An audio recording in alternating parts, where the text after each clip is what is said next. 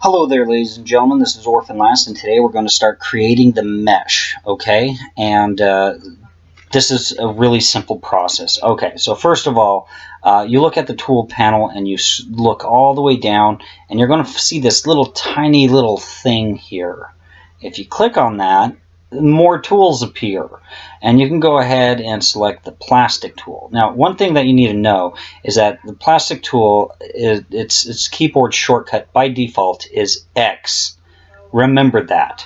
Like, seriously, remember that the keyboard shortcut for the plastic tool is X, because if you're going to be animating with a 2D cutout animation rig, you're going to be using the plastic tool to animate very often. Okay, so once you select the plastic tool, the first thing that you're going to notice is that when you pull out the plastic tool and select a column, there's a no symbol. Okay, like as in like no smoking and stuff like that, and then you click, and then you get this pop-up saying that it can't be used on a level column.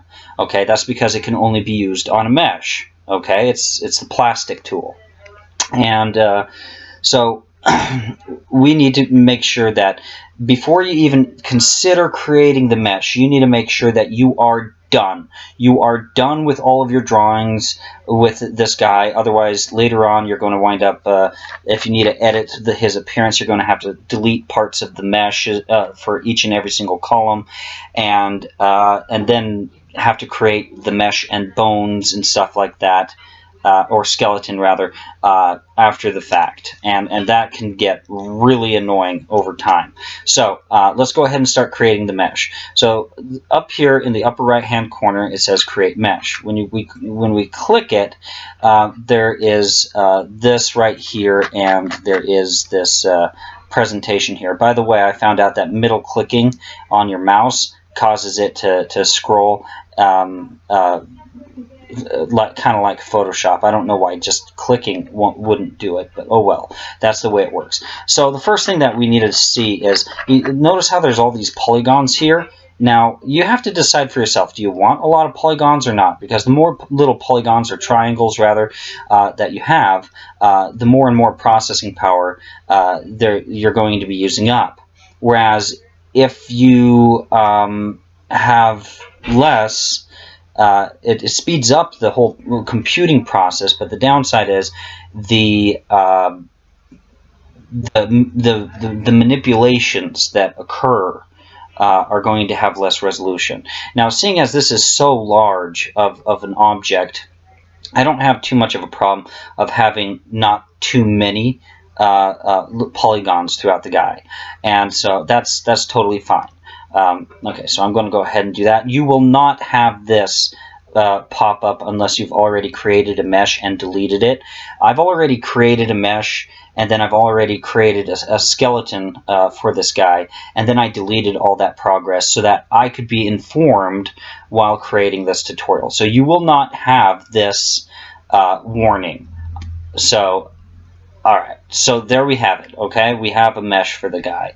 And as you can see, it created a new column right here, right next to the torso, and the torso is plugged in to the mesh. The mesh is the parent of the torso, and that's exactly what we want. So we're going to do this with every single object inside of the X sheet or inside of the stage schematic, and I find the stage schematic is a little bit more visual, so that's how I'm going to be doing it. So I'm going to use the plastic tool, create mesh, and let's take a look at what we have here.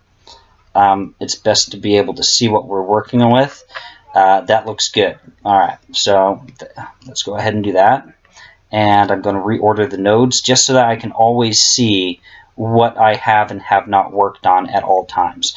So this is going to look just fine. It's a decent sized image, so I don't need too many polygons.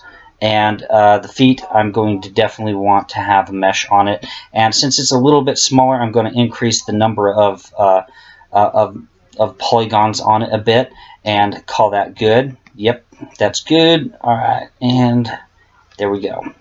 So starting with the foot here, just going right along. Yeah, that's good. All right, so let's see.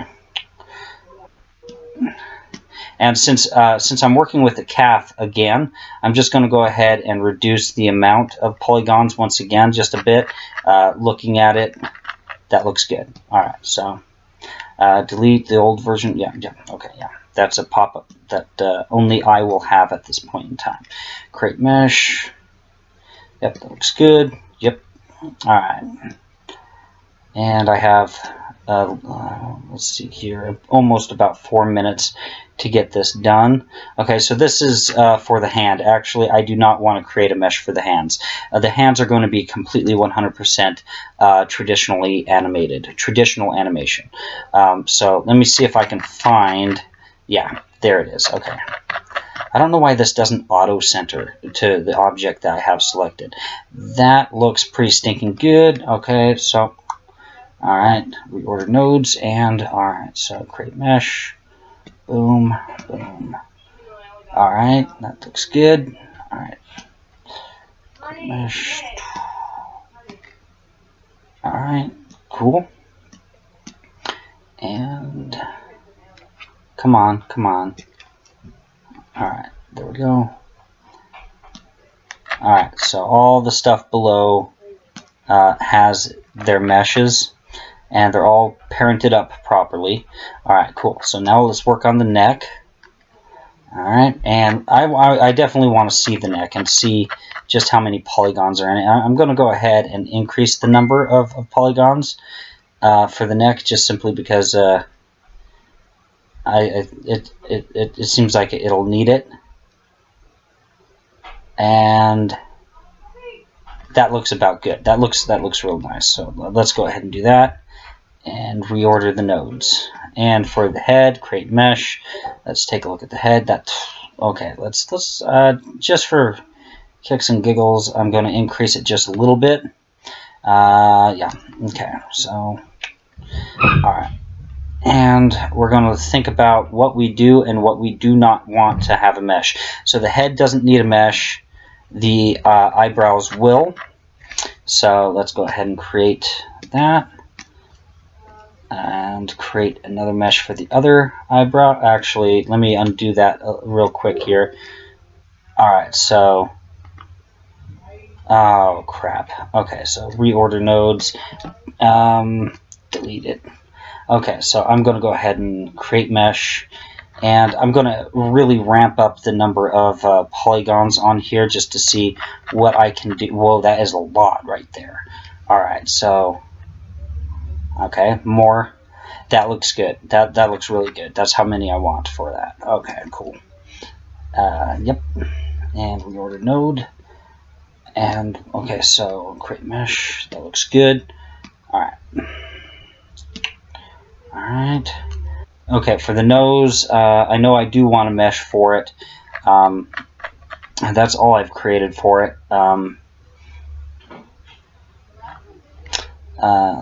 I'm going to go ahead and create a few more. Yeah, that looks pretty good. All right, so yep. All right, so forget about the eyes.